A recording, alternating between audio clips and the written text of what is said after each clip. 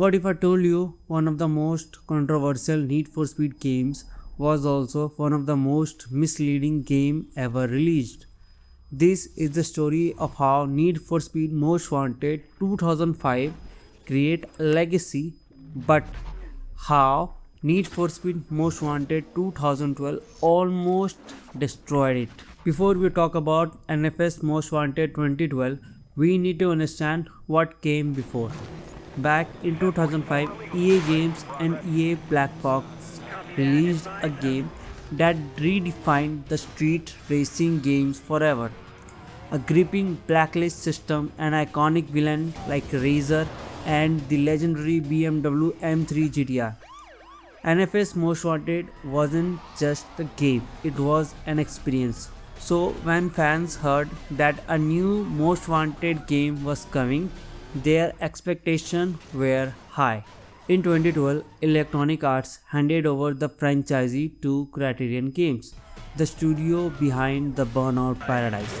And this is where things started to go wrong.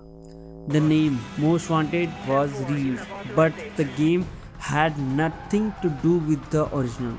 No backstory, no blacklist cutscenes, no rival characters. Instead, we got a Burnout style open world. Fans didn't feel hyped, they feel like they were tricked. Let's be honest. The main reason why people loved the 2005 Need for Speed Most Wanted was the story.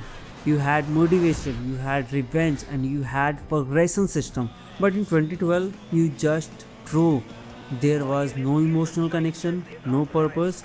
The Most Wanted list existed, but it only felt like a checklist, not a journey.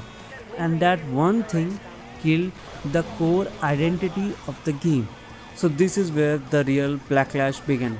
Most Wanted 2012 didn't feel like the Need for Speed at all.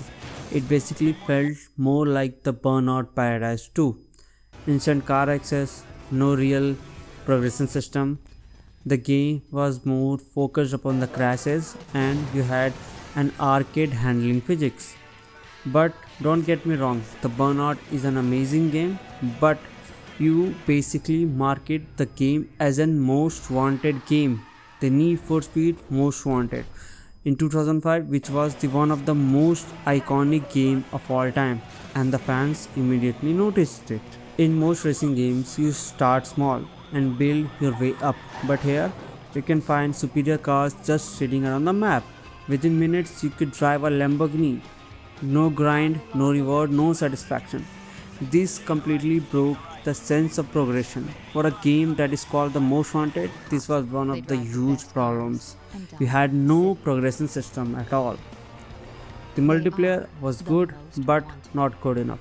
Now here's the twist. The multiplayer in Most Wanted 2012 was actually good, fast-paced, competitive, addictive, but it wasn't enough to save the game because the disappointment came from expectations, not just gameplay.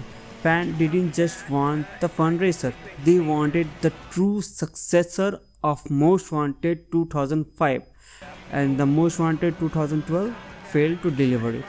So one of the main reasons that basically killed the Most Wanted 2012 was its name.